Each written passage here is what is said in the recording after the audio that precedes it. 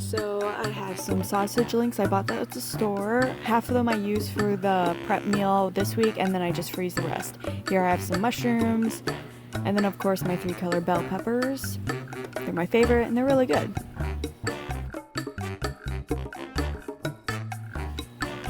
So get a big frying pan, put it on the stove, and get it nice and hot so you can start cooking your sausages first because they take the longest to cook.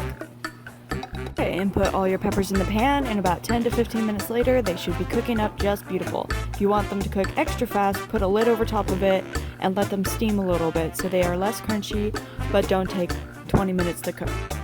And with all the ingredients, you finish cooking them, you put them all in one container, you let it cool off before you close the lid, and then you put it in the fridge after it's cooled off, and there you go. You have enough meals for 4 days out of the week.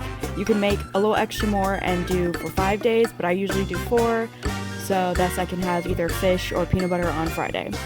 So that is how I do my healthy meals for a week of prep.